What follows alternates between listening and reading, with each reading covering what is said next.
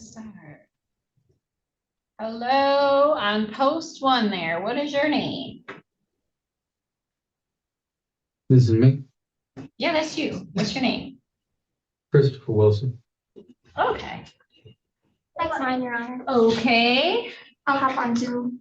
Okay. It says Tessma Rothstein, but it's you? Or are you just Actually, standing in for her? How does that work? it's actually APD Lee's case, and I'm standing in for him.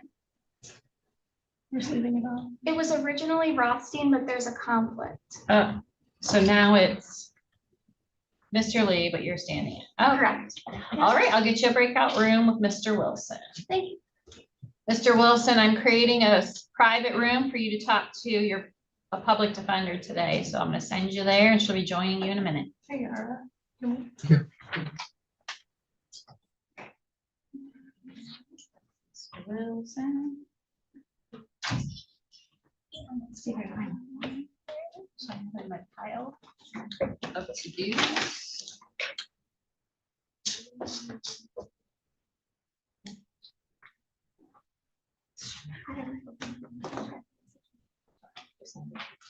Okay, just make sure you have the offer. Okay, thank you.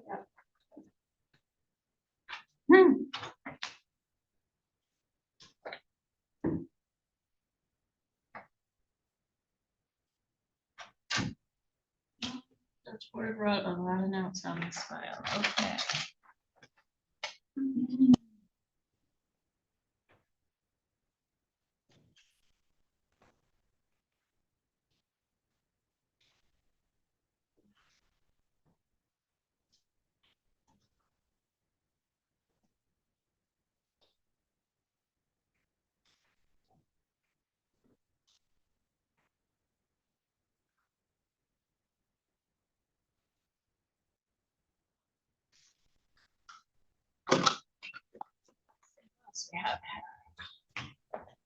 Hello there on post one. What's your name? Jason Okay, Mr. Gifford. Mr. Austin, do you need to speak to Mr. Gifford before we begin? I do not, Your Honor, but we may need to follow because I'm anticipating a waiver. So Okay, let's see if I can figure out where in my pile is the file. Found it. There you are. thank you. Thank you.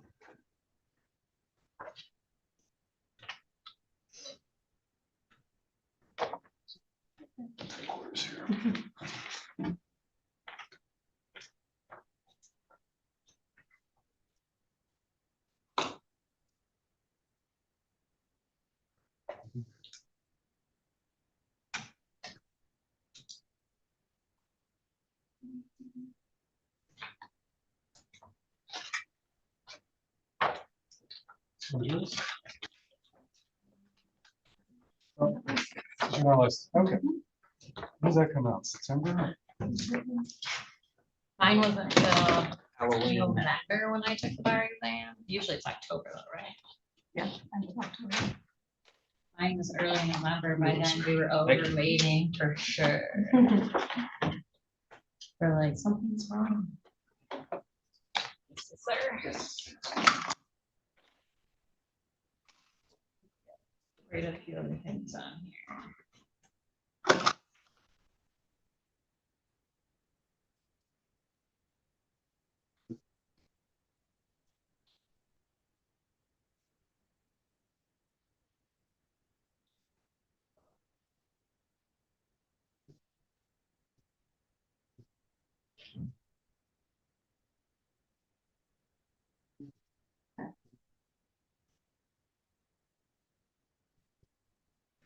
All right, on the record, in state of Michigan versus Jason Gifford, 2602316FT.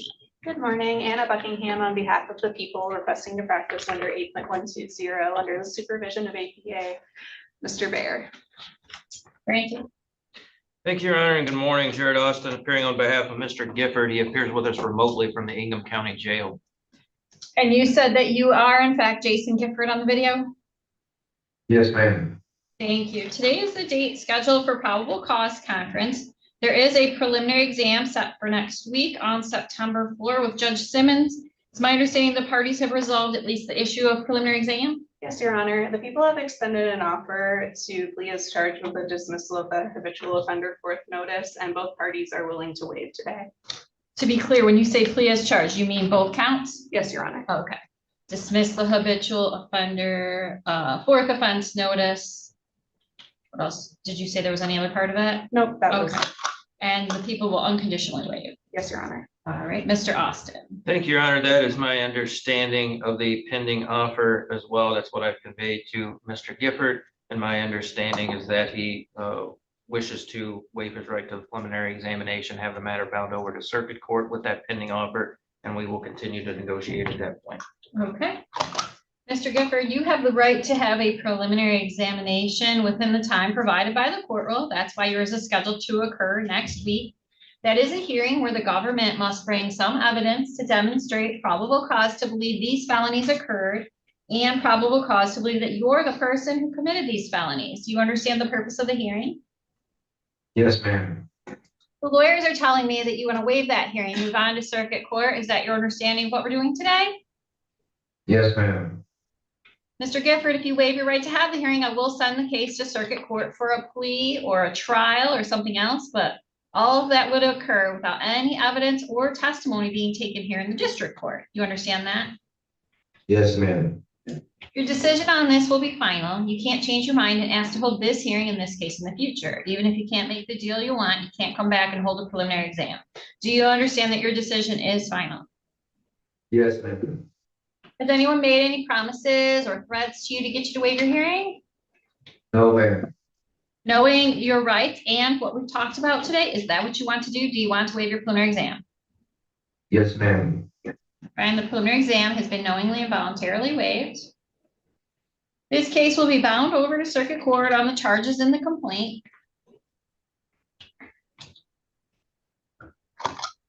Circuit court arraignment set for September 9. That date's automatically waived by administrative order of the circuit court. Mr. Gifford, that means you don't have to go to court September 9 unless your lawyer tells you to. An arraignment is a reading of the charges, and by this time, most people know what they're charged with. They don't need an extra reading. Bond in this matter is set at $7,500 cash surety. Are we talking about bond today? If I may be heard on bond, Your Honor. Go ahead. Thank you, Your Honor. On its face, it would appear that that would be a reasonable bond for these types of charges. However, it's just a little bit more than what Mr. Gifford can afford to post. Even if he was granted a reduction to, I think, just 5,000 cash or surety, I think that's something that he would be more apt to be able to post. He does have a secured residence in the community, as I understand it.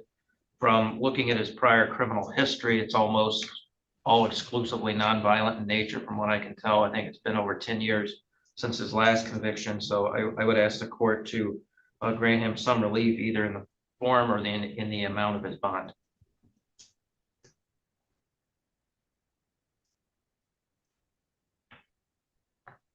All right, Ms. Buckingham, do you wish to be heard on that? I do not see any other pending matters, and I agree to the criminal history that Mr. Austin relayed, so I would defer to your judgment on that. Okay, bond will be modified to 5,000 cash surety with all the same conditions.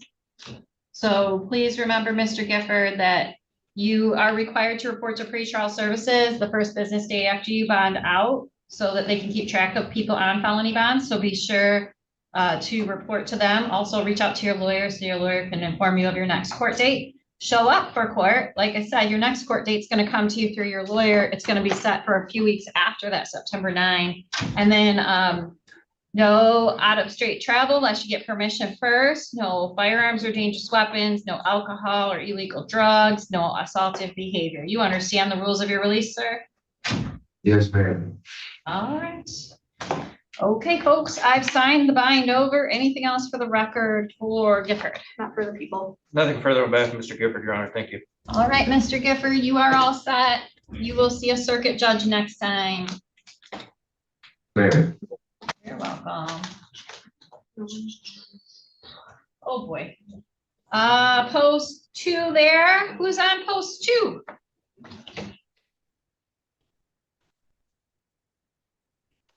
Post 2, what's your name? Randall Coates. Oh, hi. Yes. glad I could hear you. I was worried because I couldn't see you. They're still doing that stuff. Ms. Schroeder, do you need to speak to Mr. Coates before we begin? No, Your Honor. Oh, if I may, though, speak to the prosecutor, I just realized something. Doyle, you're gonna be ready, right? Yes, yeah.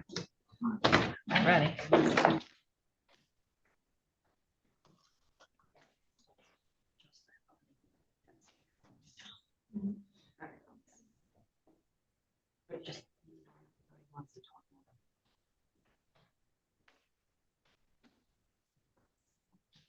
Ready now? Yes, Your Honor, thank you. Okay. On the record in State of Michigan versus Randall Coates, 2602319 FY. Anna Buckingham on behalf of the people. Thank you, Your Honor. Assistant Public Defender Aaron Schroeder on behalf of Mr. Coates. Mr. Coates does join us from the Ingham County Jail. I do recognize his voice. I would note for the record that the Polycom system is, we cannot see if there's someone in there, but I do recognize his voice. I am here in the courtroom. Thank you. And you said you are Randall Coates joining me on the video, right? Yes, Your Honor. Thank you. Today's the date for probable cause conference. There is a preliminary exam scheduled for next week with Judge Simmons on the 4th at 8:30. Ms. Schroeder, have you decided what we're doing? Yes, Your Honor. At this time, the defense would be asking this matter be left set for preliminary exam. There has been an offer extended, and Mr. Coates and I wish to talk about that further. There is also a request which we heard on bond. Thank you. That's correct, Your Honor. The people will be ready for preliminary examination. We have extended an offer of domestic violence second to Ms. Schroeder to discuss. Okay, we'll leave this set for September 4 at 8:30. That is in person with Judge Simmons. Of course, if you're in custody, Mr. Coates will bring you over for that. If you're not in custody, then you need to make sure you present yourself to Judge Simmons' courtroom September 4 by 8:30. I guess I'll hear Ms. Schroeder on bond before I go over your bond conditions with you again. Go ahead, Ms. Schroeder. Thank you, Your Honor. And of course, my computer at this time has decided it does not want to work. So there was a request, I believe, put out by the prosecutor earlier this week to me about potentially an adjustment to the no contact order. I'll let her speak more to that since my computer is not working at the moment. But with regard to Mr. Coates's actual the money bond, obviously he has not been able to post that. While I do recognize that this is these are serious allegations against him, he has been in for a minute now, and the request for bond modification is with regard to being able to have peaceful contact with the complaining witness with regard to their 15-year-old son. And honestly, I would ask the court to allow for at least a bond reduction on this file so that if the court is inclined to make any modification to the no contact order, that he can actually have that contact. Right now, because he is in custody, that is not something that is very easy. He doesn't have the funds to be able to make contact with his family. It is an unusual request, I do realize that, and but it's my understanding that the complaining witness has reached out to the prosecutor and has asked for a modification because they're the 15-year-old they have in common, who is not part of this case, is desirous of contact. Thank you. Your Honor, yes, on behalf of the victim, just wanted to put on the record that she did express a desire for peaceful contact with their son. I, to be honest, did not realize that Mr. Coates was in custody right now still, but she was requesting that the bond could be modified simply so that he can engage with their 15-year-old son. Well, the bond doesn't prohibit him from talking to the son. It Correct. only prohibits him from talking to her. It was in relation to coordinating actual pickups and drop-offs, but I didn't realize again that he was still in custody at the time. And if the child is 15, he can talk to the child about that, and the child can present himself at a location for that kind of transport. I mean, it doesn't seem like this isn't a 2-year-old, it's a 15-year-old. It would seem like this would be pretty easy to be handled. Understood. Does Mr. Coates have more than just the 2 prior domestics on his record?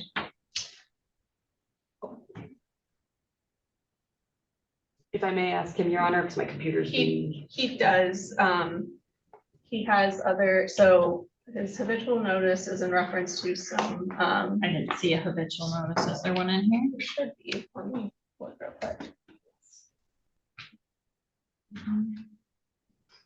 Should be a habitual fourth offender. For it, I don't see it in the file. It may not have been filed. Yeah, I don't see a habitual in this file. Noted there should be, he does have, some delivery manufacturing charges, from a while ago, back in the 90s. There has also been a malicious use of phone call to threaten a OWI back in 2004. We also have a fleeing police officer, attempt RNO, another delivery manufacturing charge from 2005.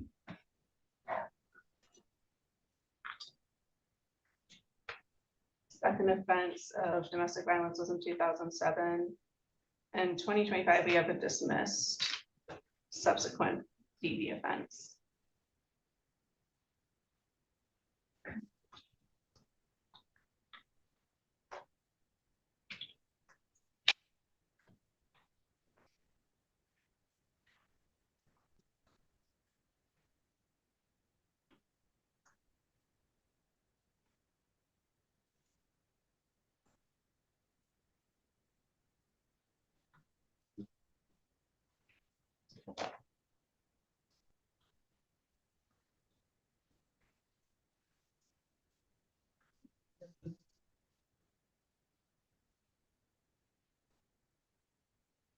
Okay, based on the fact that Mr. Coates has been unable to postpone thus far, but also the fact that this is a DV third with apparently a habitual offender fourth offense notice intended to be filed, because I'm telling you there isn't one, that the priors are pretty old, but there's actually 3 prior domestics. My bond modification is going to be a 3,000 cash surety with all the same conditions.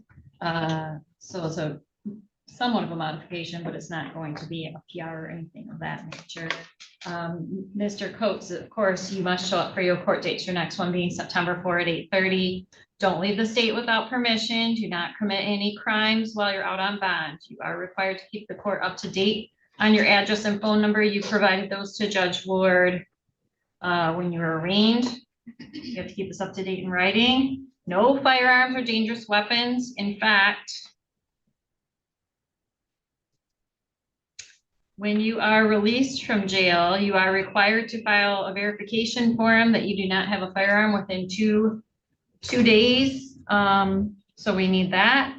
No alcohol, illegal drugs, no assaultive behavior, no contact with Ms. Ward, no direct contact, no indirect contact. Do not cause a third party to have contact. You're not to be within 2,000 feet of where she lives, works, or goes to school.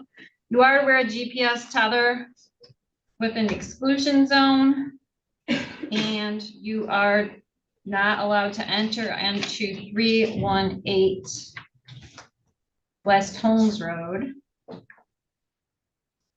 If you violate the order of no contact, you could be arrested without a warrant. This bond, if you post it, could be revoked. You be in contempt of court, for which you face up to 93 days in jail and or $7,500 in fines consecutive to that which you already face. This order is about you. It's not about her. She's texting you, calling you, sending you a message. She can do that, but if you're the one who is under a court order. So if you message her back, you're the one in contempt. You're the one who risks jail and other consequences related to contempt. She doesn't have authority to grant you permission to violate a court order. If she invited you to meet up with her and you went, you would still go to jail. Understand? Yes, Your Honor. All right. We, I believe, have covered everything for Mr. Coates. Anything else for the record? Not from the people, thank you. No, for the defense, thank you. All right, Mr. Coates, you're all set with me. You'll see Judge Simmons next week on the 4th. Thank you. You're welcome. All right, Mr. Doyle, please bring Ms. Cooper. On the record in State of Michigan versus Ashley Cooper, 2503318 FY. Good morning, Your Honor. Jerry Bear, Assistant Prosecutor for the People. Morning, Your Honor. Dan Doyle, here on behalf of Ms. Cooper, who's present and standing to my left. You are Ashley Cooper? Yes, ma'am. Good morning. Good morning. Today is the date for probable cause conference. We have preliminary exam set for September 4, 9 a.m. in this courtroom. Have we decided what we're doing? Yes, Your Honor, we are continuing this matter to the exam. Mr. Barry, you ready? Yes, Your Honor. Just for the record, we did offer an offer plea to this case, and we will dismiss case 25-00771 FY, which is another court, but we will be ready for the exam. Thank you. Is that a misdemeanor or felony charge in the other case? Felony charge, Your Honor. Okay, so the offer is one felony for a different felony. Yes. All right, Mr. Joy, you so acknowledge that's the status of negotiations at this time. Yes, Your Honor. Okay. We will continue in person, 4 at 9. Keep reporting to pretrial. Have you contacted them? Yep. Okay, make sure you're in touch as often as they say, so they say you're compliant. Show up for court, only the state, no firearms or weapons, no alcohol, illegal drugs, or assaultive behavior. Do you need a new copy of your court notice for next week, or do you have a court notice with that date on it already? I think I have one. Yep. You say I think. Yeah, I have so many papers, but I know I have all my dates. I'm good. I'm good. I will be here. Okay. Anything else for the record from? Not from the people, Your Honor. No, Your Honor, thank you. Okay, you're all set. Thank you. Thank you.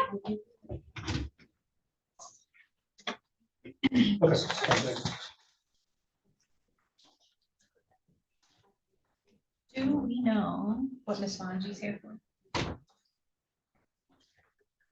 I'm here. Yeah, but what case are you here for? Are you yourself or are you covering somebody else?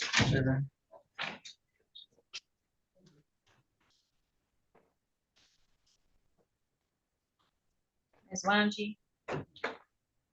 Sorry, I'm covering for Attorney Haley. Oh, you're doing all of Mr. Raleig's cases? I did Yes. not know. Thanks. That explains. All right, Yara, you ready? I am. You next.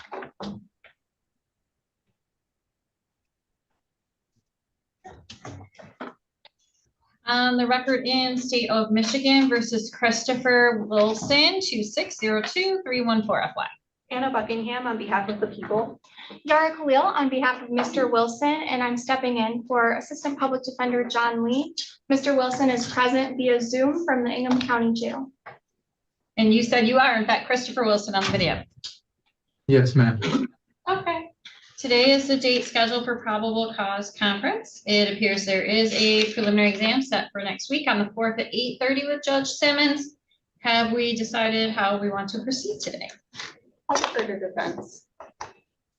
Yes, Your Honor. We have received an offer from the state whereby Mr. Wilson could plead into mental health court. At this time, we are not interested, and the defense intends to leave this matter on for a preliminary exam. The people will be ready for preliminary exam next week. Okay.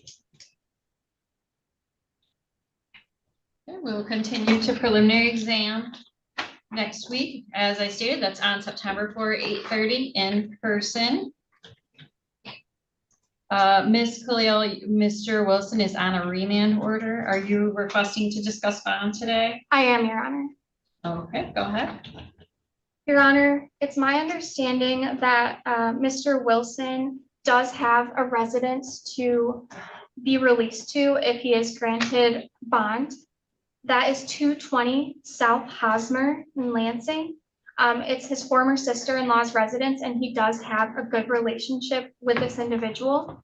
He also could reside at the City Rescue Mission as an alternative place. He does volunteer work through Punks with Lunch, so he does have that tie with the community. He understands that he must abide by any court orders, whether those entail premises restrictions, no contact orders, and otherwise. Mr. Wilson does not have any financial resources at the moment, so we'd be asking for a PR bond. I will note importantly, to the best of my knowledge, Mr. Wilson does not have any assaultive or violent convictions on his record. I'm sorry, the 2005 thing, you don't think that's assaultive, the habitual offender notice? Your Honor, this was based on my conversation with Mr. Wilson. To the best Habitual of my offender knowledge. notice, on or about November 23rd, 2005, they were convicted of the offense. Criminal of sexual sexual conduct. conduct, third degree person 1315. Your Honor, I would like to retract what I said. Sure, I just want you to be fully informed because Yes. the lawyer can't provide good representation when the client doesn't give them accurate information. Yes, Your Honor. Based on the best of my knowledge, with speaking with Mr. Wilson, he did used to walk from Mason to Lansing to make it to his court dates. And he does have every intention and goal to make each and every one of his court dates. That's why we'd be requesting a PR bond. Thank you, Your Honor. Okay. Thank you. The people would strongly oppose. This situation has alleged facts that not only target a specific person, but have to do with general public safety. He didn't know the alleged victims at the time, threatening behavior towards the public that came from being destructive on the property of church property. Because of public safety and the fear of that kind of sudden activity, we would oppose that. Additionally, because of his priors and his current housing situation, we would have worries about potential absconding.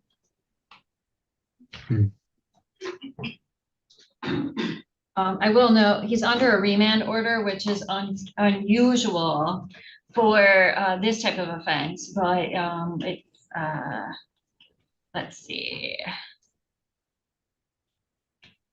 It says initially he refused to speak to the public defender for the arraignment, and then it says he refused fingerprinting, walked out of the arraignment room before conditions could be read. The court requested his return. He was brought back unwillingly by Lansing Police Department. Turned his back to the court. The court proceeded to advise him of bond conditions, and he said, "Fuck you, bitch." And then in an effort to de-escalate for Lansing Police Department, Judge Ward stopped the arraignment. And so she didn't complete reading all the conditions at the time and opted to just remand him. So Mr. Wilson's remand order is as a consequence of, I think, his behavior at arraignment more than as a result of the charges or his prior record. Thus, Can a I speak to bond will myself, be Your set. Honor? Mr. Wilson, it's best that you not speak at this time. That's why we have a lawyer here for you, okay? Yes, ma'am. I would argue that conduct is also indicative of how Mr. Wilson will likely go with the proceedings moving forward. So I would argue that would further our stance on bond. I was the one who started. Mr. Wilson, please don't talk about the facts of your case. Anything you say can be used against you. Mhm.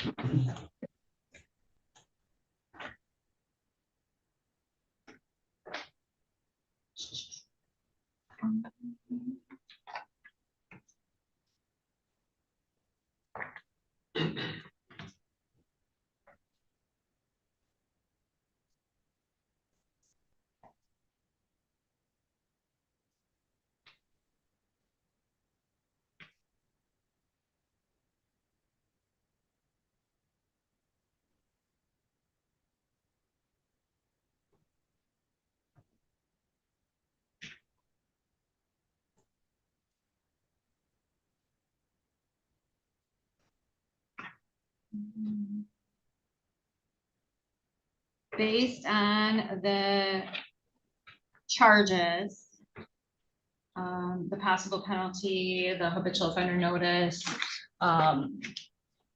the likely sentence if convicted, and the fact that Mr. Wilson is obviously conforming himself, his behavior is pretty good today. Bond will be set at $5,000, cash surety, subject to the following conditions. Mr. Wilson, of course, you must show up for court. Your next one's September 4 at 8:30 with Judge Simmons. Don't leave the state unless you get permission first. Do not commit crimes on bond. Keep the court up to date on your address and phone number in writing. Report to pretrial services the first business day after your release because they keep track of people on felony bonds. Do not possess or purchase a firearm or any dangerous weapons on bond. No weapons whatsoever. No alcohol or illegal drugs. No assaultive behavior. Do not assault, harass, beat, molest, wound, or threaten Derek Miller. Do not have any direct or indirect contact with Derek Miller. Not to be within 2,000 feet of where he lives, works, or goes to school. Further, you're to wear a GPS tether with victim notification if possible, and you are prohibited from entering onto the premises of 102 East Caesar, East Chavez whatsoever. Remember, the no contact order is a serious order. If you violate the order, you could be arrested without a warrant. Any bond you posted could be revoked. You could be in contempt of court, for which you face up to 93 days in jail and or $7,500 in fines consecutive to that which you already face. Anything else we should cover for Mr. Wilson today? Not from the people. No, Your Honor, thank you. All right, Mr. Wilson, you're all set with me. You'll see Judge Simmons next week.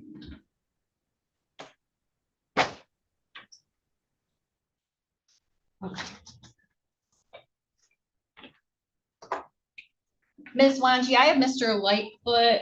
Do you need to speak to him before we begin? Yes, Your Honor, thank you.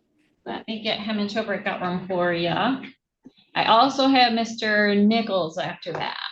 Mr. Lightfoot, a public defender would like to speak to you before we begin, so I'm going to send you a prompt to join a private room with her. Please click join. Now, Ms. Schroeder, do you have Ms. Shannon with you? I do, Your Honor. Would you like to be seated in the hallway? Give me just one moment, please.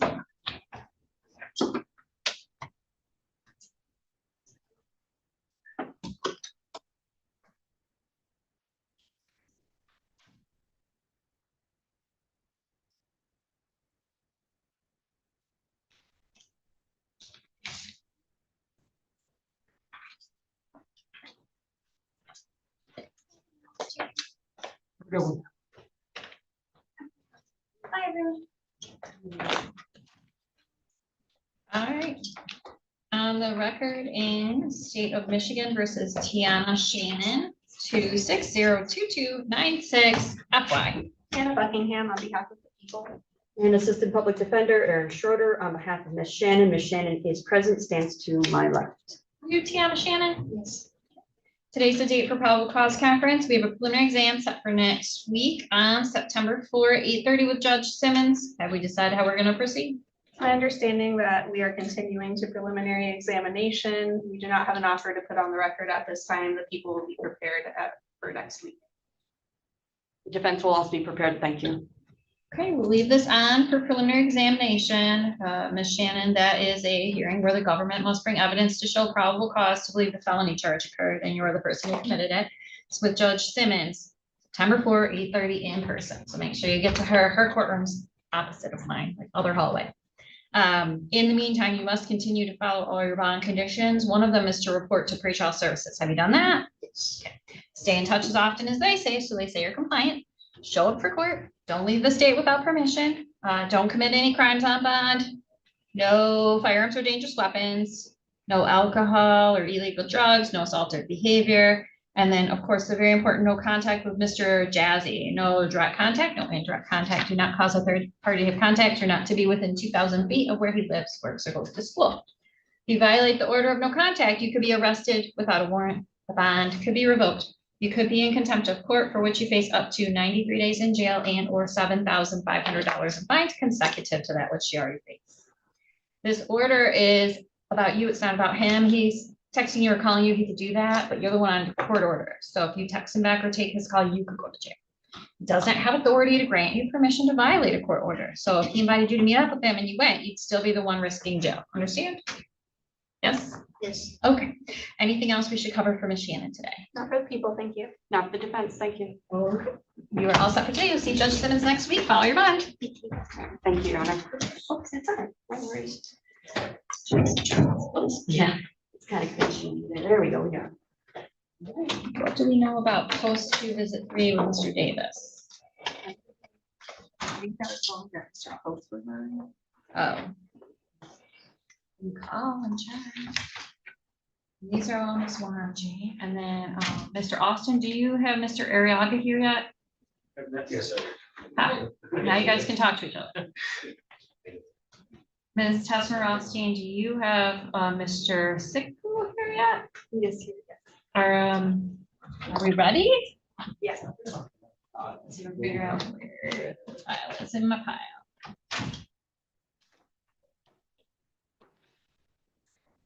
Your file.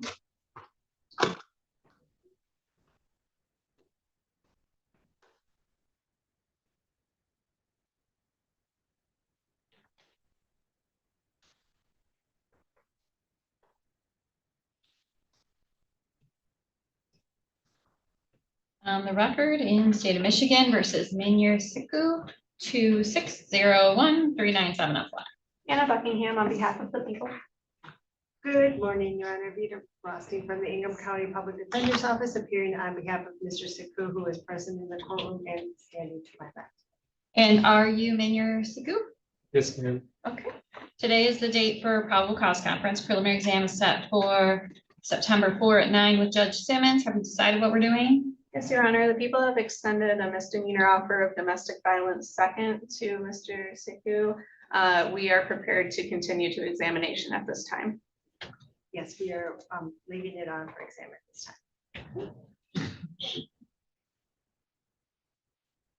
All right, we'll continue to preliminary examination.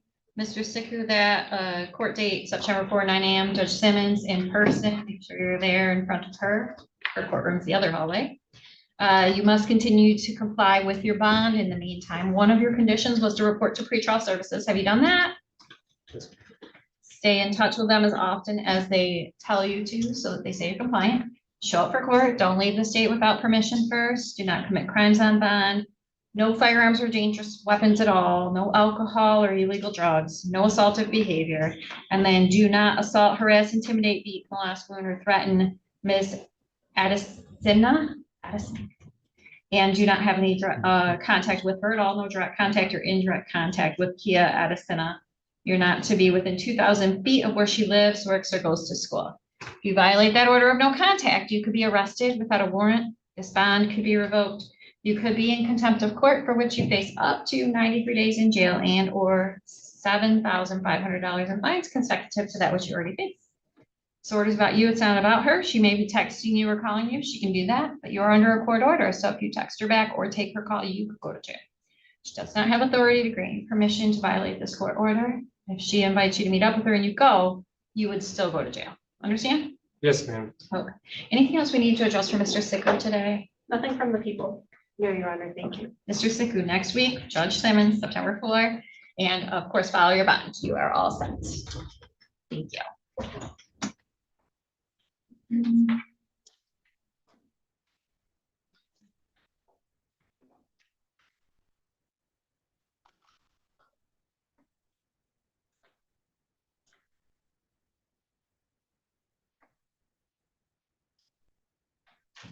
On the record in state of Michigan versus Brandon Lightfoot, 2602315 FY. Good morning, Your Honor. Jerry Bear, Assistant Prosecutor for the People.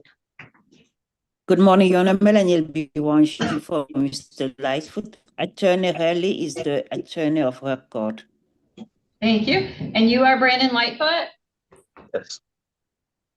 All right, Mr. Lightfoot is here for probable cause conference. Preliminary exam is scheduled for next week on September 4 at 9:30 here in my courtroom. Have we decided how we're going to proceed? Your Honor, this time there is no plea offer to convey. We will leave this on preliminary exam and be ready for the exam next week. Thank you. Yeah, no, we will leave it on for next week hearing, please. Okay, we will continue to preliminary exam. Mr. Lightfoot, preliminary exam, September 4, 9:30, in person in my courtroom. Make sure you're in my courtroom by 9:30 on the 4th so that we can proceed. You must continue to follow your bond. In the meantime, have you contacted pretrial as you were directed to? Yep, I do believe that's the phone number they gave me when I got released. That's the one that they told me to call. Okay, and so you called them and then what? They said thank you. That was pretty much it. I called a couple of times and I got released on a Saturday, I think. Okay. I called them the following Monday and they didn't really tell me anything. They said, okay, we have you on record that you filed or that you called us. That was pretty much all they Okay. told me. They usually give you another day to call back. They never told me to call back. I called them Saturday when I got out. I called them Sunday and then I called them Monday when I finally got a hold of somebody. Well, obviously, they're not at work on the weekend. That's why we tell you to contact them on the business day. They Okay. didn't tell me that when I got released. I'm sorry. They told me as soon as I got out to call that. I'm sorry. Okay, well, I'm just explaining why they didn't get back to you until Monday. If they call you, take their call because they keep track of people on felony bonds. Don't leave the state without permission. Do not commit crimes on bond. Do not possess firearms, ammunition, or any dangerous weapons, no alcohol or illegal drugs, no assaultive behavior while on bond. You understand the rules. Yes, ma'am. Okay, and I'll be seeing you next week on the 4th at 9:30. Anything else we should address for Mr. Lightfoot today? Not from the people, Your Honor. Nothing for the defense, Your Honor. Thank you. I Okay. have a question. Mr. Lightfoot, if it's about showing up for court, okay, but if it's about your case, you might need to go back in and talk to Ms. Wanji. I was just wondering if I should call that number again, because since they didn't tell me to call back. Not until I see you next week. Okay, thank you. All right, you're all set. You have a wonderful day. Thank you. All right, Ms. Wanji, you need to speak to Mr. Nichols. Yes, Your Honor. Thank you. Just so you know, Ms. Wanji, your audio is very, very laggy right now. Okay. All right, Mr. Nichols, please click join to touch base with the public defender.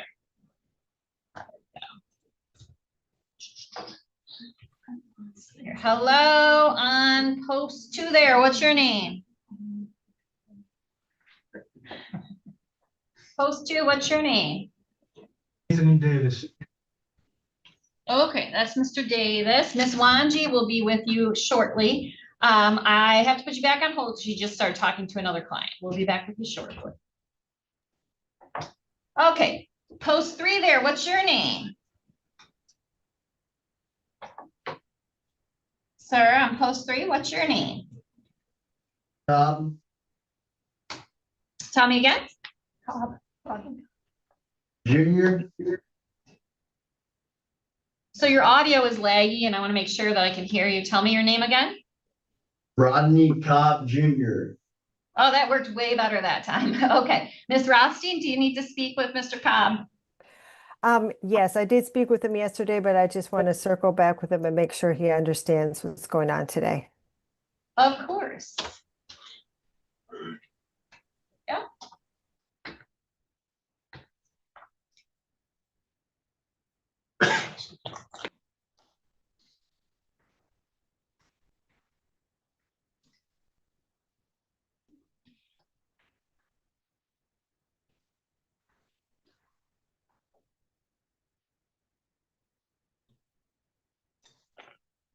Mr. Goodrich, do you have any of your clients yet? Your Honor, my client's in the Ingham County Jail, Mr. Brown Berrien. He was not on the jail list for today, so. I see that he's not on the Polycom schedule, but he is there. He's not. Mr. Austin, are you ready? Yes. We'll do that while my assistant's gonna try and figure out why someone got missed on the jail list.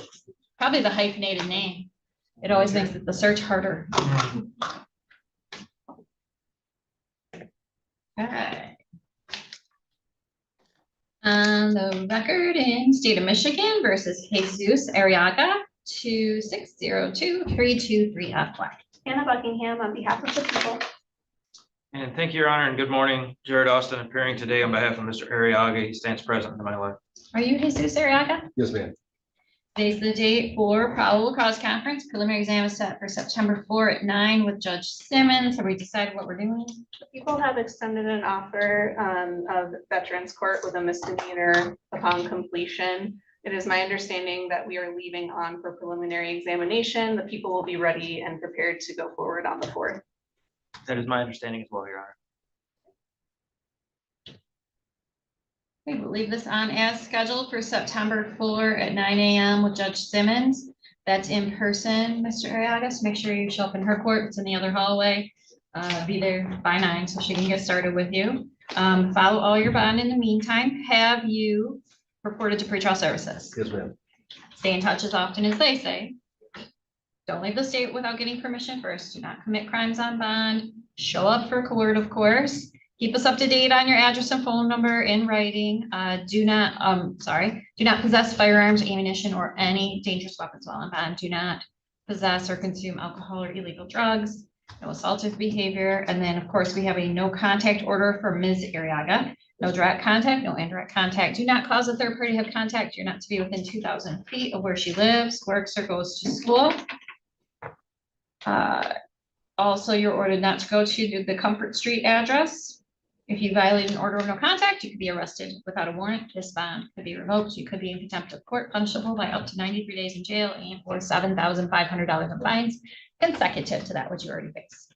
This order is about you. It's not about her. She's texting you or calling you. She can do that, but you're under a court order. So if you text her back or take her call, you could go to jail. She doesn't have authority to grant you permission to violate a court order. If she invites you to meet up with her and you go, you're still the one who risks jail. You understand? Yes, ma'am. Okay. Anything else we should cover for Mr. Arriaga today? Not from the people, thank you. Nothing additional, Your Honor. Thank you. Okay. Follow your bond and see Judge Simmons next week. Yes, ma'am. Thank you. Right.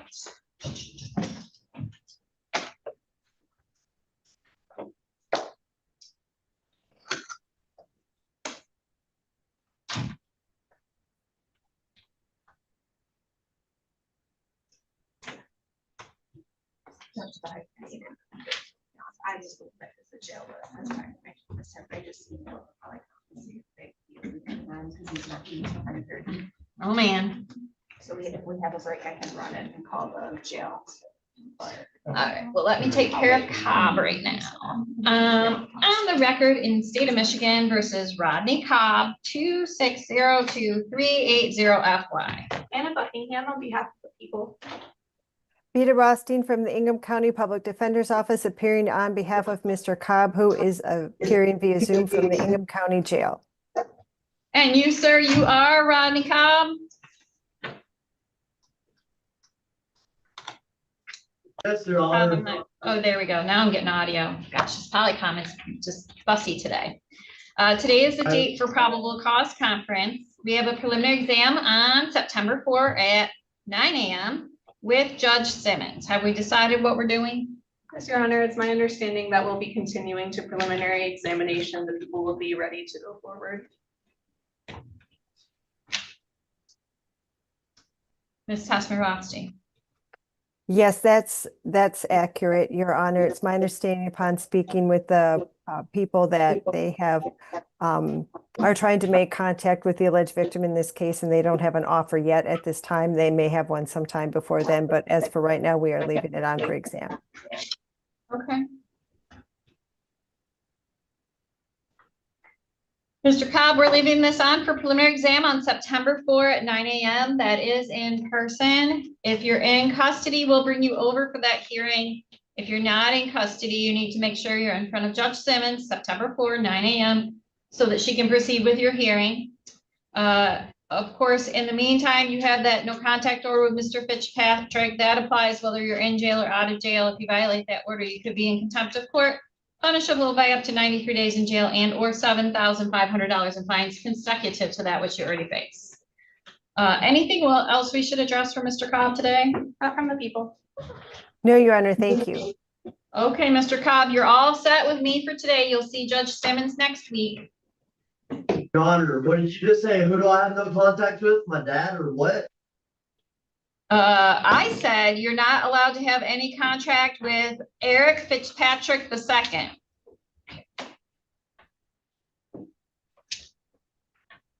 You understand that? I know who that is, but I do understand that. Okay. Well, then it's easy to stay away from somebody that you don't even know. So that should be a pretty easy bond condition for you. Your Honor. Yes, ma'am. I apologize if I missed it. Does it list the location of the Meyer as an area to, if this was a random encounter with a worker? Yeah, he is prohibited from going to the South Penn Meyer. Perfect, thank you. You cannot go to South Penn Meyer if you bond out too. Remember that. Got to shop somewhere else until this gets sorted. Yes, Your Honor. All right, thank you.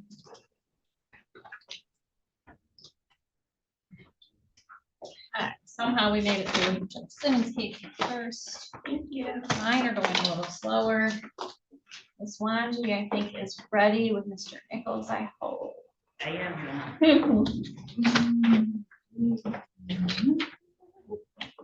And we also have Mr. Davis is on the Polycom. And then I guess I don't know if Ms. McCoy is here yet. Well, I don't know her, but I looked outside and she's not here yet. We'll look for her again before we wrap up on her. Okay. Moving along here. On the record, in State of Michigan versus Craig Nichols, 2602320 FY. Good morning, Your Honor. Jerry Bear, Assistant Prosecutor for the People. Good morning, Your Honor. Melanie Biwanji for Mr. Nichols, who's appearing by Zoom. And you, sir, you are Craig Nichols on the video? Yes, ma'am. All right, today's the date for probable cause conference. There is a preliminary exam set for September 4 here in my courtroom at 9:30 in the morning. Have we decided what we're doing? Your Honor, the people have extended a plea offer, plead guilty to domestic violence with the agreement for 7694A status. I defer to defense counsel if her client is taking that. Thank you. You know, I have conveyed the offer to my client and we will, for now, we're just going to leave it on for next week. Okay. We will leave this on for our hearing a preliminary exam next week. That's September 4, 9:30. Mr. Nichols, that's in person. You have to be here September 4, 9:30 in person. Okay, can I put that in my phone real quick? Yeah. You said September 4th at 9:30? Correct.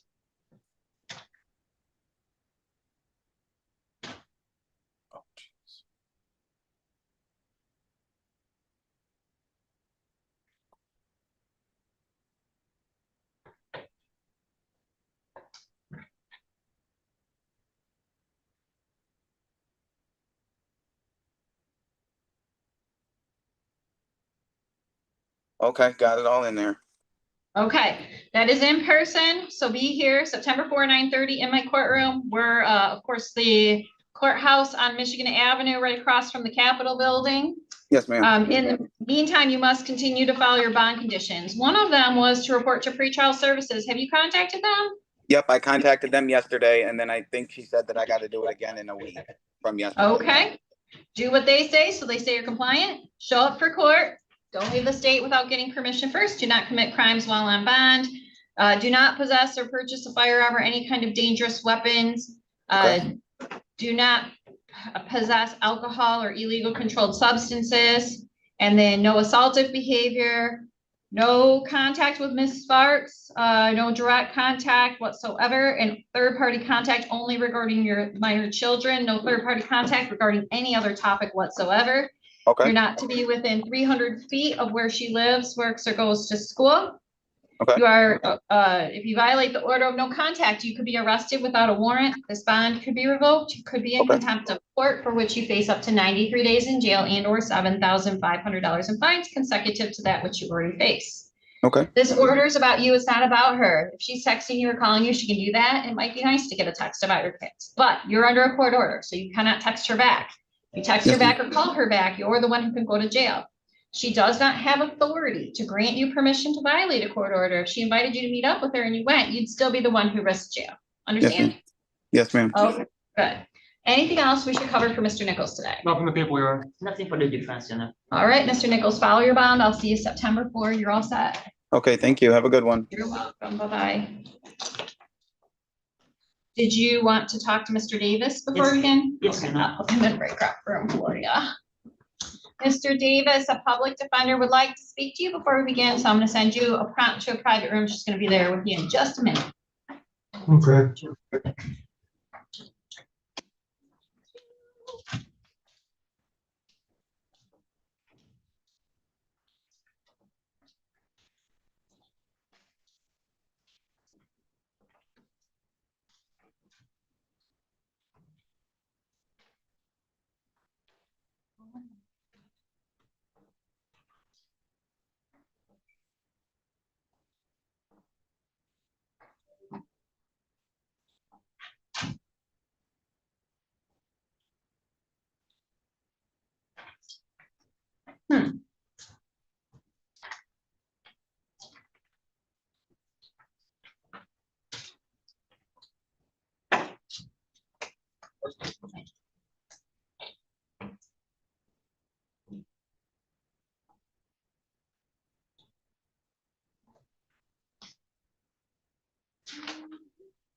There we go.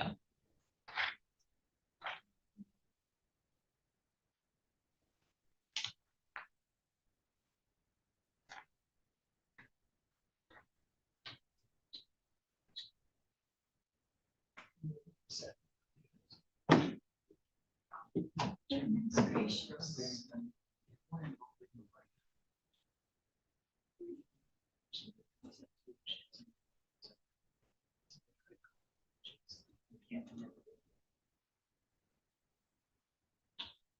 email. She's,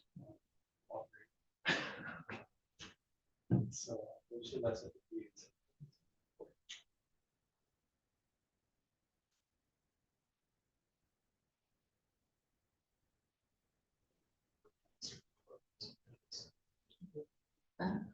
This is gonna be easy.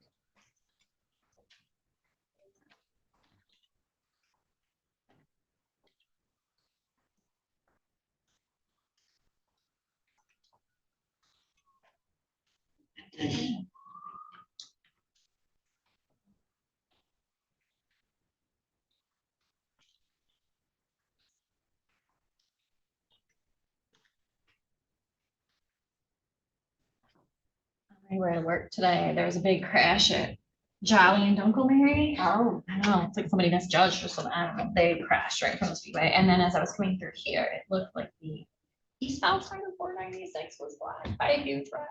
Huh. Yeah. So then, of course, hearing sirens again, I'm like, really? It's Friday, people. Right. We just make it through Friday.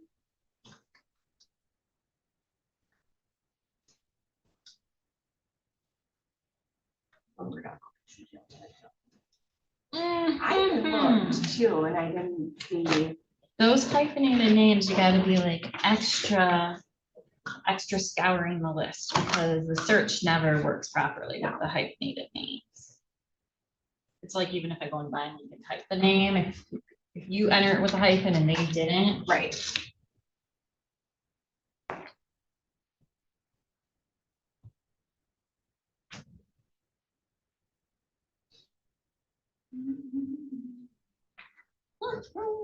I did check on Jessica McCoy and I think she's not. There was nobody in the hallway. No, ghost town. I bet the other hallway's a ghost town with Judge Simmons and Judge Flores out. Probably. Total ghost town.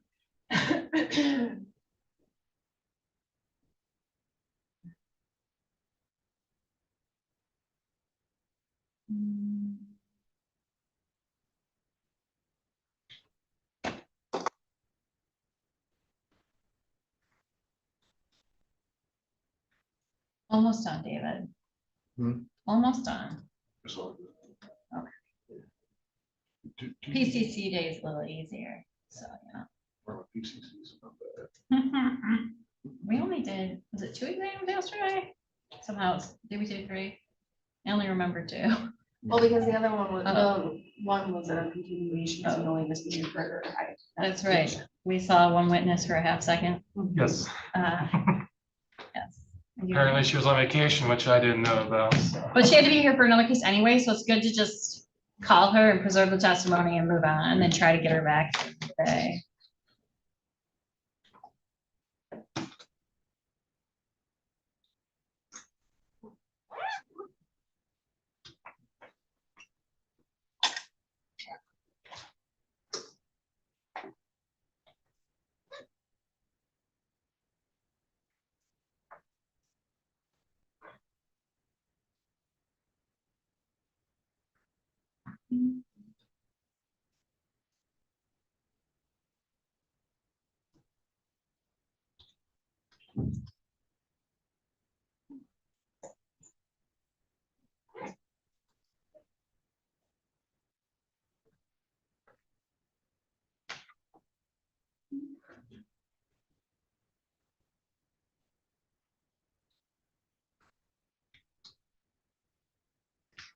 So many PCCs, like I said, so many exams this week, right?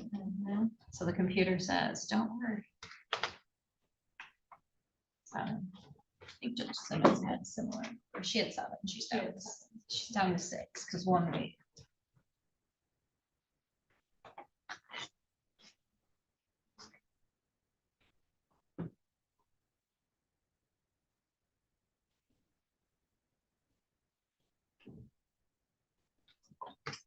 I do think I would like to depart early today because I gave an hour of my time last night. So we got woke up, but hopefully, everything wraps up quickly for us.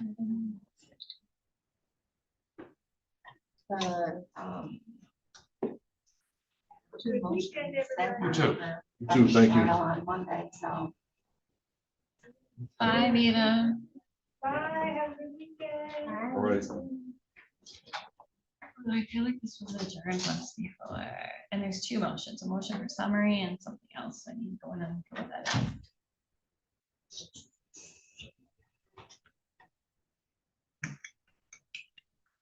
Hmm.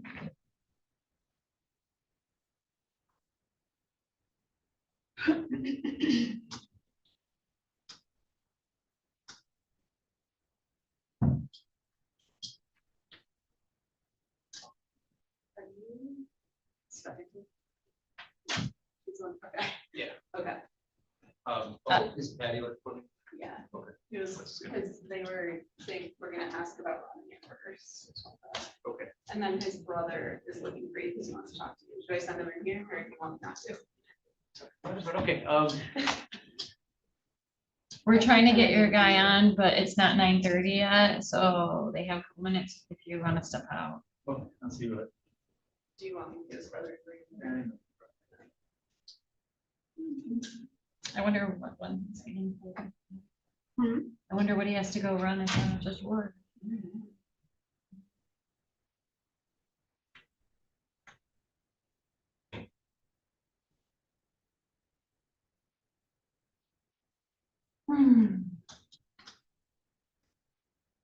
Oh, he's not the, crazy guy. Okay, well, I'm curious. Maybe I'll go down and see what's happening. That's also set for 9:30, so the timing is bad. Because we need him to just do a quick PCC, and of course they're here now. Okay. Hello, sir, on the video. What's your name? Gregory Berry. Okay, your lawyer is here. He just stepped out of the room for a minute. As soon as we get him, we'll get started. Yes, ma'am.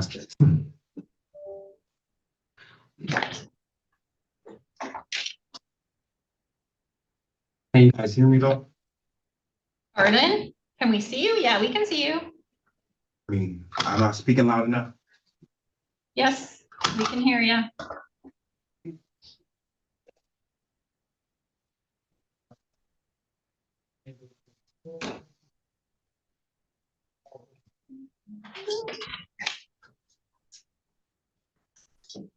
You don't need to speak to him before we begin, do you? No, Your Honor, we spoke yesterday. Oh, very good. Oh, on the record in the state of Michigan versus Gregory Brown Berrien, 2501777 FY and 2602375 FT. Good morning, Your Honor. Attorney Barrett, Assistant Prosecutor for the People. And Attorney Luke Goodrich from the Public Defender's Office, here to represent Mr. Brown Berrien, who's appearing over Polycom from the Ingham County Jail today. And you, sir, you are Gregory Brown Berrien on the video? Yes, ma'am. Thank you. Today's the date for probable cause conference in both matters. These are set for preliminary exam, September 4 at 10 a.m. here in my court. Have we decided what we're doing? Your Honor, at this time, we were planning to leave these matters set for preliminary exam next week. That is correct, Your Honor. Just for the record, on file 2501777 FY, there is a plea offer, plead guilty to count 2, domestic violence, dismissed balance. On file 2602375 FT, there is an offer of waive an exam and seek a resolution with the defendant's other case 2500172 FH. The people will be ready for preliminary exam next week. Thank you. And to be clear, those offers are independent. He could accept one, refuse the other, accept both, deny both. Correct. Gotcha. Okay, Mr. Goodrich. That is correct, Your Honor. We will be ready for the exam next week. Okay. Mr. Brown Berrien, your preliminary exams are set for next week, September 4 at 10 a.m. If you're in custody, we'll bring you over for those. If you're not in custody, you need to make sure you're in my courtroom September 4 at 10 a.m. Just a reminder. Yes, sir. No, I said yes, ma'am, but I Okay. did want to speak with my attorney before we ended. Okay. I'll do that in just a second. Reminder, you have no contact order for Miss Davis. That applies whether you're in jail or out of jail. Whether you're in jail or out of jail, if you have contact with her, you could be in contempt of court, which is punishable by up to 93 days in jail and or $7,500 in fines consecutive to that which you already faced. If you're in jail, remember the prosecutor can listen to your calls. They do listen to your calls and they read your messages and they can use them against you and they can use them to add additional criminal charges. They can cut off your phone privileges and you can't talk to anyone at all. And if you're out of jail, you could forfeit your bond and be returned to jail. So remember, no contact, okay? Yes, ma'am. Mr. Goodrich, I know you're being pulled in another direction, but can you spend 2 minutes with them? Yes, Your Honor. All right, Mr. Brown-Berrien, I'm gonna get him in a room with you to touch base. Yes, ma'am. Try to bring Mr. Davis back and hopefully Ms. Wanji will walk in here. I'm gonna assume we're not going back on the record. I'm gonna hand you these stuff. All right. Come again.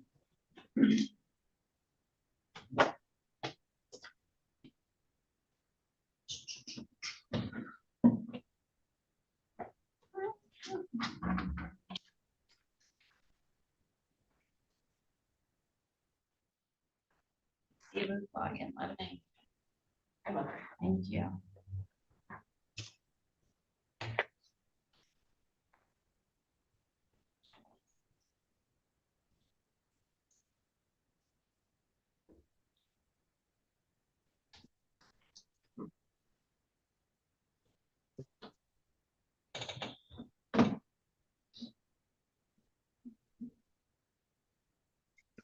Here he is.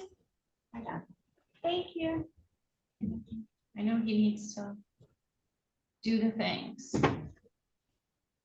Try to like can't be everywhere at once. Here she is.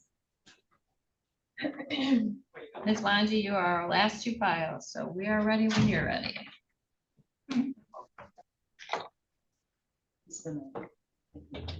Oh, may I please?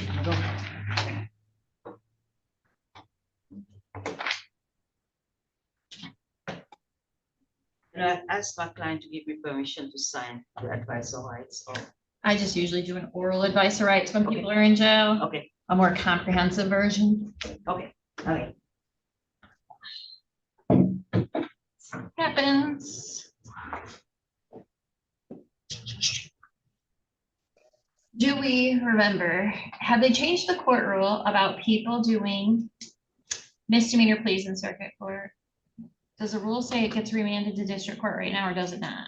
I know they were trying, I think, to make the rule so it would come back to us because circuit court doesn't want to keep them, but I can't remember. I don't know. Oh, okay.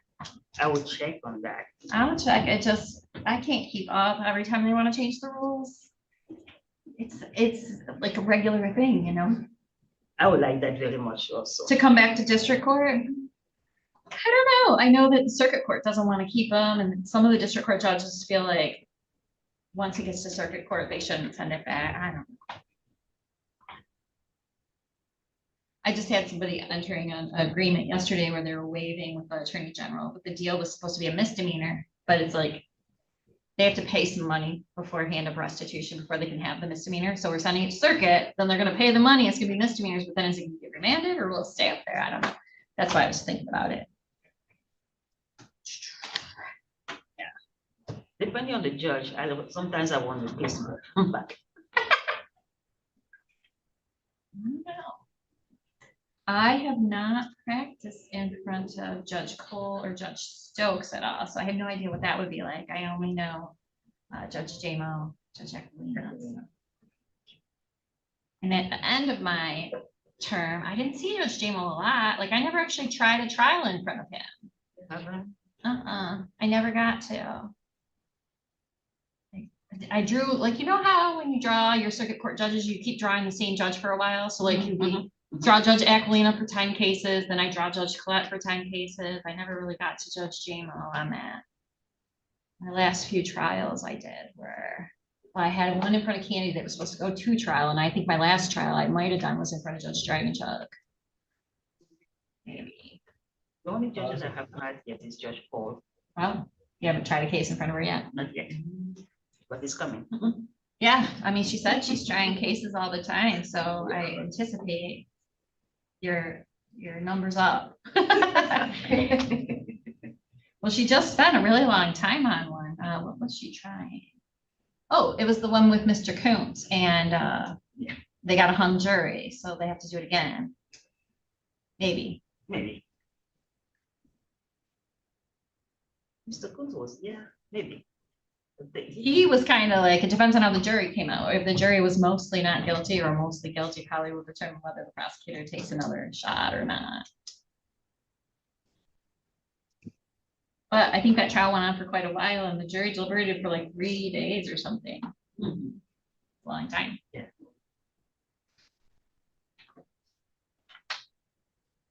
There's $34.99 in restitution. I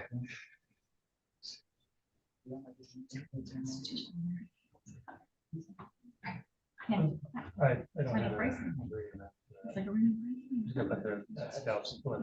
I know. Right. Yeah. Sometimes prostitution Wanna is check not on a Miss lot of money. McCoy? Well, the law says if there's restitution, you must try to collect it.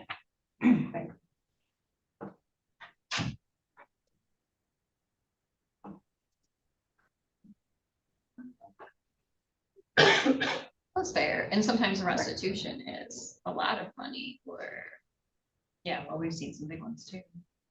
But and our gentleman who just arraigned on a second probation violation, his restitution is like $26,000 or something.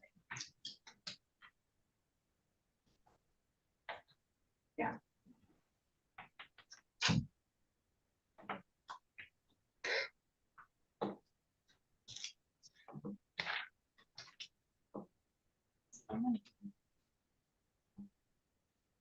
I just saw somebody on Reddit saying that they ordered counterfeit products like Nike and Louis Vuitton and something else from some website, and it got caught going through customs.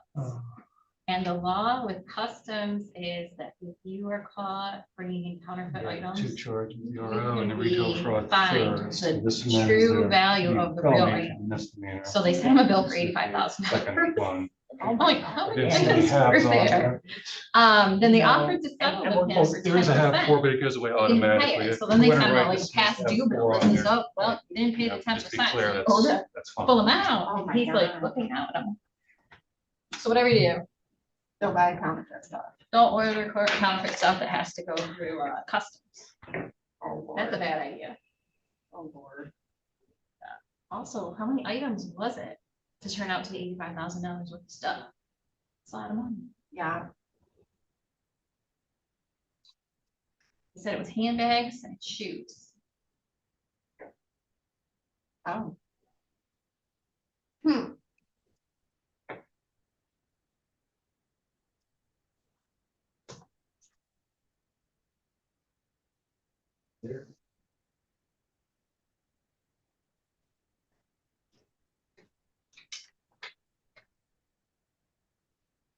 Mr. Davis, are you giving me permission to sign the plea agreement? Okay. Yeah. Okay, thank you.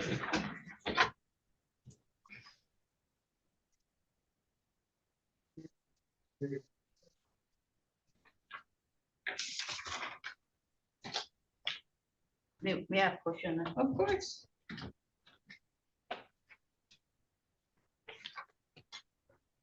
Yep.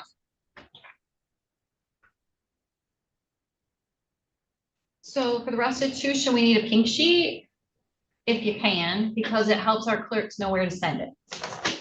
That's the requirement of the pink sheet. All right, on the record in state of Michigan versus Anthony Davis, 2602339FY. Good morning, Your Honor. Jerry Bear, Assistant Prosecutor for the People. Good morning, Your Honor. Melanie everyone, Chief Mr. Davis was appealing from the jail. And you are Anthony Davis joining us on the video? Yes, ma'am. Thank you. Today's the date for probable cause conference. We have a preliminary exam set for next week. I have been handed a plea offer This says the state is offering Mr. Davis to plead guilty to an amended count 1, attempted resisting obstructing, a misdemeanor offense, and plead as charged to count 2, retail fraud in the 3rd degree. Further, there is an agreement to $34.99 in restitution, which I'm gonna guess is for Target. Right. And the habitual offender offense, of course, goes away with the felony offense being amended to a misdemeanor. Is that a full statement of the offer? It is, Your Honor. Yes, Your Honor, it is. Mr. Davis, is that your understanding of what they're offering you? Yes, ma'am. Are you interested in accepting? Yes. Mr. Davis, attempted resisting or obstructing a police officer is a misdemeanor punishable by up to 1 year in jail and or $1,000 in fines plus court costs. Misdemeanors carry up to 2 years of probation. Retail fraud in the 3rd degree is a misdemeanor that carries up to 93 days in jail and or $500 in fines plus court costs, or 3 times the value of the property taken, whichever is higher, and up to 2 years of probation. Do you understand those possible penalties? Yes, ma'am. All right, and restitution has to be ordered if it's owed and it's not waivable or anything like that. If restitution's owed, I have an obligation to continue to try to collect it from you. Some criminal convictions have other consequences. If you are a citizen, foreign travel may be restricted. If you're not a citizen, you may be removed from the country, excluded from admission to the country, or denied naturalization as a citizen. You have the right to have an attorney in this matter, and today you have Ms. Wanji standing in for Mr. Raleigh, but nonetheless, you have the Public Defender's Office representing you. You have the right to trial, that could be by jury. You have the right to see, hear, and question the witnesses against you at trial. You have the right to bring witnesses in your own defense, and you could get a subpoena to make them appear. You have the right to testify at your trial if you wanted to, but if you did not want to testify, the prosecutor could not use your silence against you. You have the right to be presumed innocent unless they can prove that you are guilty beyond a reasonable doubt. Do you understand these rights? Yes, ma'am. Do you understand that if you proceed with pleading guilty, you'll give up each one of these rights? There will not be a trial of any kind. Yes. And have you had a chance to ask your lawyer all of your questions? Yes. If you were on probation, parole, or bond on the day this occurred, August 17, and you plead guilty, you could be admitting a probation, parole, or bond violation. That could result in a consecutive sentence for your probation, parole, or bond violation. You should also understand that if you proceed with pleading guilty, you could be giving up your right to appeal things that you might otherwise appeal if you were unsuccessful at trial. Are you ready to proceed with your plea? Yes, ma'am. Raise your right hand. Do you swear or affirm the testimony you're about to give will be the truth under penalty of perjury? Yes, ma'am. Okay, you can put your hand down. Mr. Davis, on August 17, 2026, were you at 500 East Edgewood Boulevard, the Target store? Yes, ma'am. Is that location in the city of Lansing? Yes. While you were at the Target store, did you take something that was offered for sale? Yes, ma'am. What'd you take?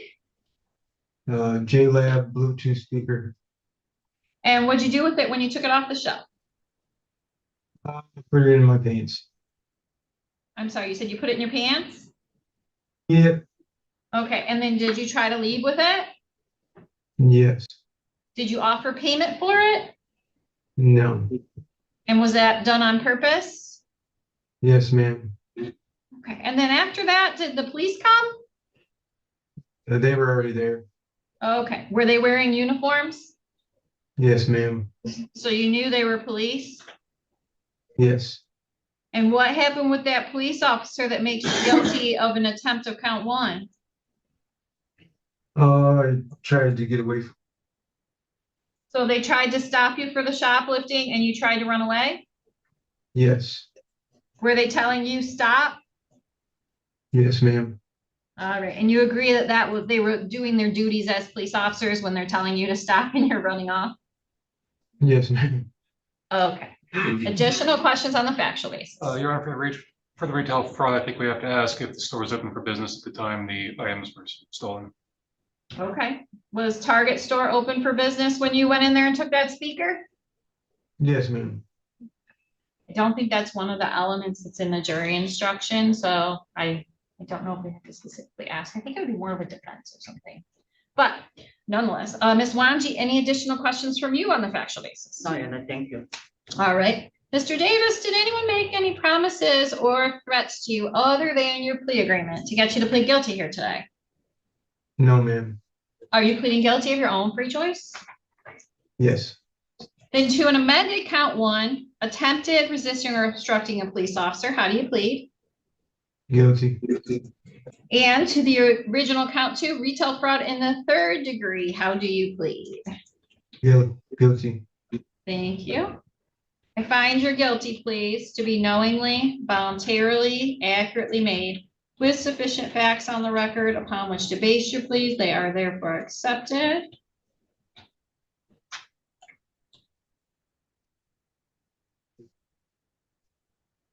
Just writing down the plea and amending the charge for misdemeanor, of course. All right. Before I decide if I want to set a sentencing date, I guess I'm curious, Ms. Wanji, is Mr. Davis in custody for any other reason or just this case?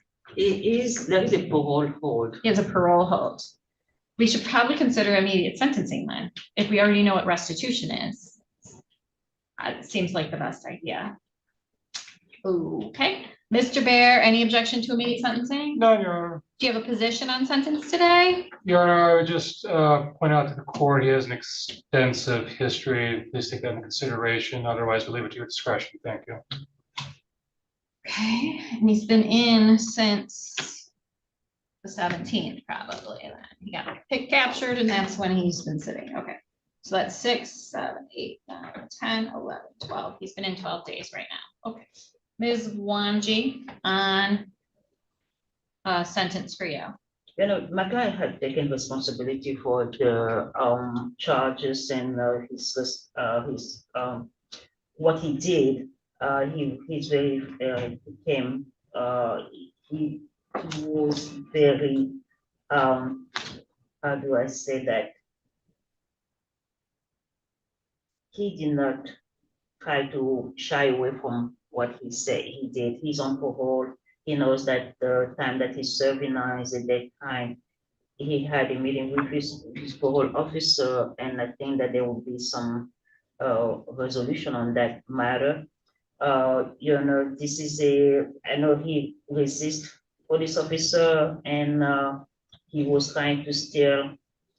He stole something that he needed. It's very hot outside there. It's not an excuse. We would respectfully ask the court to give him what is on that time, to give him just fines and costs that cannot be waived because he's indigent, and to sentence him to no jail time.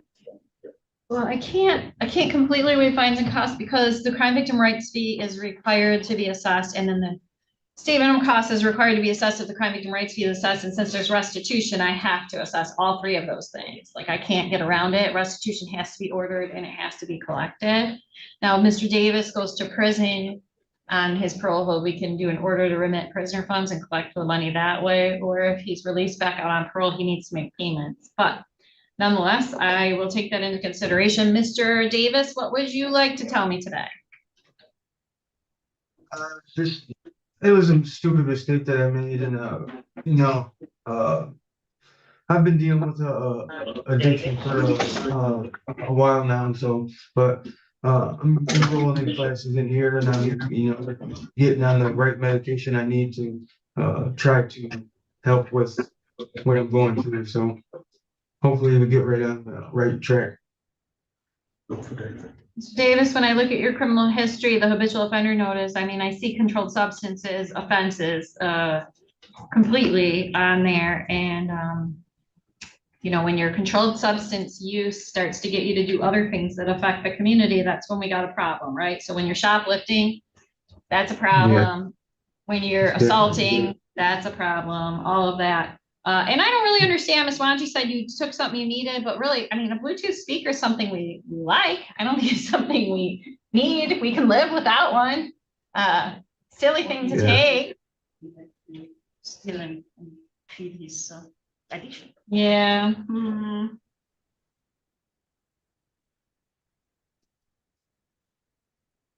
All right, based on the nature of the offenses, but also the fact that you're on parole and you've had a number of offenses pretty recently, the sentence of the court is 45 days jail, credit for 12 days already served, $75 crime victim rights fee, $50 state minimum costs, and $34.99 in restitution. That's the speaker. Which, let me add this up here real quick. It's $159.99 total, which you must pay. Since I don't know what's gonna happen with your parole hold, I guess I'm not sure if you're gonna be out soon or back in the community, or if you're going to be in prison. I guess I'm gonna set a due date to pay this as the first Friday of January. January 8th, 2027 is the deadline to pay that. But of course, you don't have to do it that way. You can come in and set up or make small payments along the way. If you get to January 2027 and you think, gosh, I don't want to go back to jail. I just got out. I just don't have that $160. You can come by and ask for an extension and we can give you more time to pay it. Showing us that you haven't forgotten you have a debt and that you're just trying to get it paid is gonna do a lot for you. Ignoring us is gonna get you a warrant. You understand? Yes, ma'am. Okay, since I gave you jail, you do have the right to appeal my sentence. If you would like to appeal and you need a public defender to assist you, you need to make your application within 14 days. Anything else for the record? No, Your Honor. Nothing for the defense, nothing. All right. May I approach with this, Your Honor? Yes, oh yes, let's add that. And you're all set, Mr. Davis. Good luck with the parole. All right. On the record in state of Michigan versus Jessica McCloy, 2602299FY. Good morning, Your Honor. Jerry Bear, Assistant Prosecutor for the People. Good morning, Your Honor. Madam Yvonne, for Ms. McCoy. Thank you. Today's the date we had scheduled for probable cause conference. It was set for 8:30. It's now 9:53. She has not appeared here in court today. It's B&E building is not necessarily assaultive, but the note also provides that she is unhoused, that she was supposed to provide an address, and I'm gonna guess we didn't get an address from her, so unfortunately, I just don't think she's coming. Unless anybody else has a better idea. To my knowledge, she's unhoused, Your Honor, and we have no idea of her whereabouts. No address. So she would have contacted us with an address showing that she was still intending to stay in contact with the court. That would have been super helpful, but since she didn't bother, I'm gonna do an immediate bench warrant for her arrest because I just don't think she's coming. Thank you.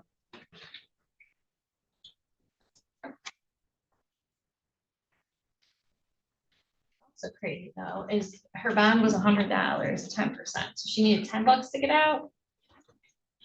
And she must have paid the $10 because you're saying she's definitely not in jail. Okay. Somebody paid $10. I don't know. That's weird. Yes, that's it for this morning.